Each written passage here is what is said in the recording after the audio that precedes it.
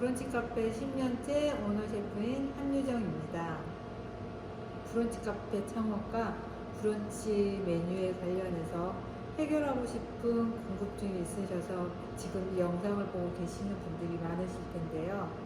제가 근 10년간 브런치 카페를 운영하면서 많은 카페 사장님들의 이야기를 들어보니 브런치 메뉴를 어떻게 만들고 나가는지 또는 재료비 폭등으로 를 계속 해야 되는지와 같은 이런 고민들을 알 수 있게 됐는데요. 그동안 저도 시행착오로 인해 알게 되는 노하우들, 이곳에 공유를 하면서 많은 분들이 브런치 카페를 오픈하실 때 최대한 리스크를 줄이시고 성공적인 매장 운영을 하실 수 있도록 도움을 드리고자 영상을 만들게 되었답니다. 오늘은 브런치 카페 창업을 하는 데 있어서 가장 기초가 되고 기본이 되는, 지금 이곳은 제가 근무하고 있는 카페 라키진이고요. 남양주 다산동에 위치해 있어요. 30평의 작은 규모로 8개 정도의 테이블이 있어요. 이곳에서는 오전 9시 30분에서 오후 6시까지 모든 오더가 일어나고요. 7시간 동안 일매출 대략 170만 원이 나갔던 곳이에요. 작은 카페에서 좋은 결과물이라고 생각이 드는데요. 그 이유는 회전율이 좋지 않은 카페에서 객단가 15,000원대로 7시간 만에 170만 원을 달성했다는 건 그만큼 매뉴얼을 잘 지키고 있었다는 결과물이에요. 그 이유 중 첫 번째는 프레뷰 매뉴얼, 두 번째는 주방 공사, 세 번째는 모든 섹션이 가능한 직원의 역량 덕분이라고 생각이 들어요. 이 세 가지는 한번 세팅을 해놓으면 손을 볼 필요가 없어서 처음 교육을 통해 많은 시간을 투자하는데 이런 매뉴얼을 만들어 두시면 시간과 불필요한 비용 낭비가 줄어들게 되니 초기에 잘 잡아두시는 게 좋아요. 이제 창업을 할 때 가장 중요한 것 세 가지를 말씀드릴 건데요. 첫 번째는 주방 동선, 두 번째는 메뉴 기획, 세 번째는 프렘 매뉴얼입니다. 순서는 종류와 상관은 없어요. 저희 주방을 둘러보면서 설명을 드리도록 하겠습니다. 저희 주방을 둘러보면서 설명을 드리도록 하겠습니다. 주방 설계를 할 때 보통 주방 설비하시는 분들이 다 알아서 해주시긴 해요. 하지만 가장 중요한 건 어디에 무엇을 놓을 것인지, 어떤 도구로 요리를 할 것인지 사장님이 직접 잡으셔야 해요.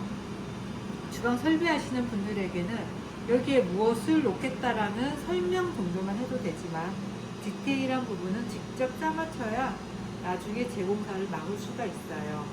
주방에서는 원활하게 움직이고 서로 간의 움직임 즉 동선을 다 파악하고 있어야 예측이 돼서 사고가 나지 않고 오더를 빠르게 뺄 수가 있는데요.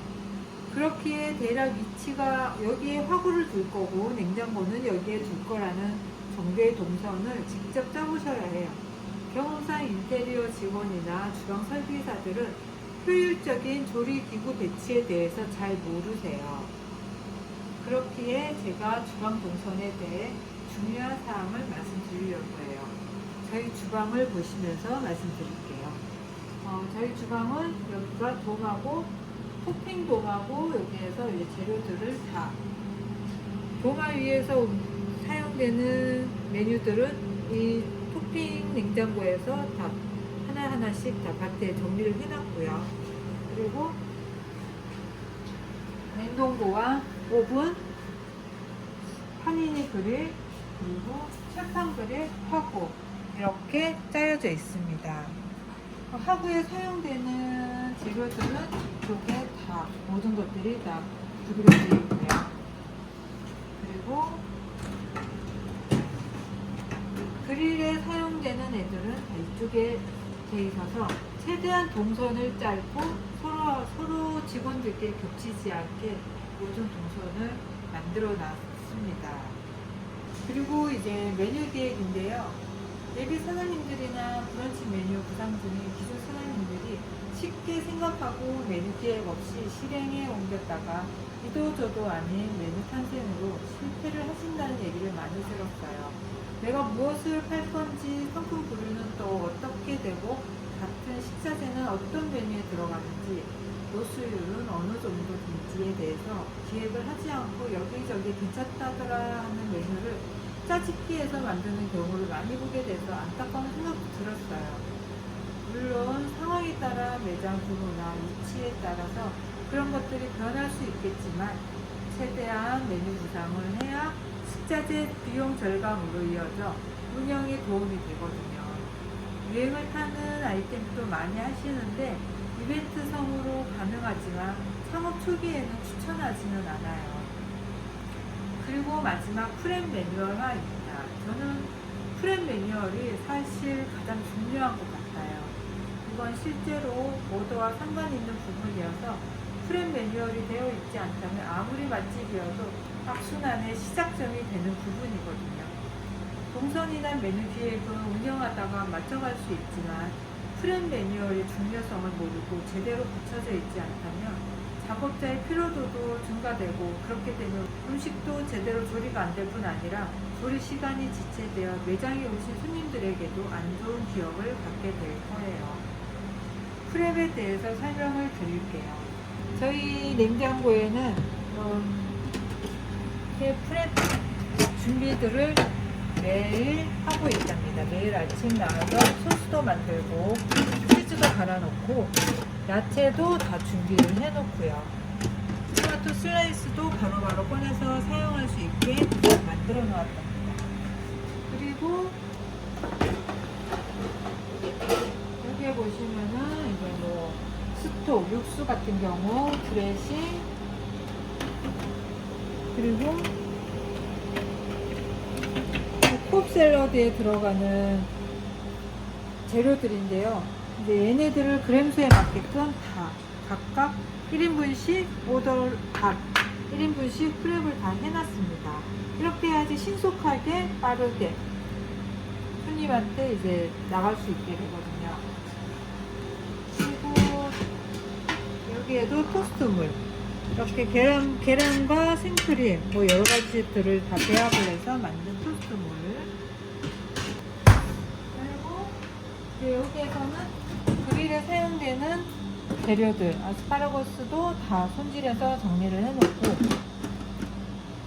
토마토, 베이컨들도 바로바로 사용할 수 있게 기름과 물기를 제거하고 비닐팩에 담아서 보관을 하고 있고요.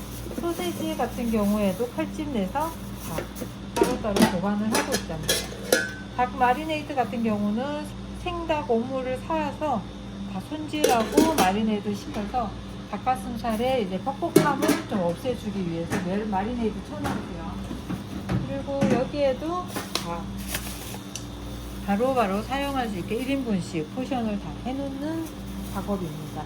이렇게 하지 않으면은 아무리 맛집이어도 손님들한테 나가는 시간에 대해서 지체가 되고 음식이 효율적으로 이루어질 수가 없기 때문에 동선도 꼬이고 사고의 발생도 되고 여러모로 안 좋은 상황이 발생됩니다.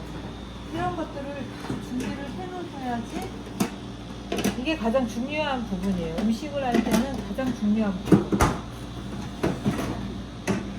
이렇게 다 준비를 해놓지 않으면은 오더 두세 개만 모여도 정신없고 꼬이고 난리가 난답니다. 이 세 가지는 창업이나 브런치 메뉴를 엮고자 하시는 사장님들은 꼭 기억해 두시고 메뉴 기획, 주방 동선, 프랩 매뉴얼 이 순서대로 계획을 잡아서 실행하시면 메뉴 기획 및 프랩 매뉴얼에 따른 동선의 부딪힘도 없고 피로도도 조금 덜 쌓이고 직원들 교육에도 어려움 없이 잡아주고 효율을 높이는 길인 것 같아요. 주방을 다 둘러봤는데요. 매장의 규모나 상황 또는 매뉴얼에 따라서 천차만별일 수가 있지만 내 주방만큼은 지락펴락할 수 있어야 한다고 생각을 해요. 이렇게 세 가지를 나열해보니 왜 중요한지 감이 오셨을 거라 생각이 들어요. 저도 10년 동안 이 방법 저 방법 다 사용해보고 했지만 가장 답답했던 건 누구에게 물어볼 것도 비교해볼 것도 없었던 점이 가장 답답했던 것 같아요. 그래서 이렇게 공유하고자 영상을 올리게 됐습니다. 여기저기 난무하게 창업 컨설팅이다 원데이 클래스다 하며 현혹시키는 광고들이 눈에 띄는데요. 다 좋아요. 하지만 그런 것들은 내가 내 주방 세팅을 끝내놓고 하시라고 말씀드리고 싶어요.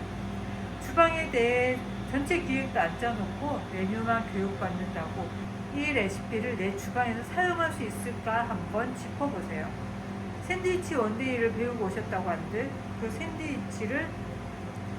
샌드위치에 들어가는 재료는 어떻게 나눌 것이며 로스율을 최소화하기 위해 중복되는 메뉴는 어떤 걸 넣을 것인지, 또는 재료는 중복되어도 맛은 중복되면 안 되는 레시피는 무엇인지에 대한 기획을 해줄 수 있냐는 거죠. 빨리 오픈하고 싶고 빨리 메뉴를 추가해서 판매하고 싶은 마음은 저도 잘 알지만 기초가 탄탄해야 나중에 더 큰 성과를 이룰 수 있다는 부분을 간과하시면 안 될 것 같아요. 저는 이런 어려움을 갖고 계신 예비 창업자와 현직 사장님들의 고민을 해소하고자 3가지 단계별 커리큘럼을 구상해서 도움을 드리고 있어요.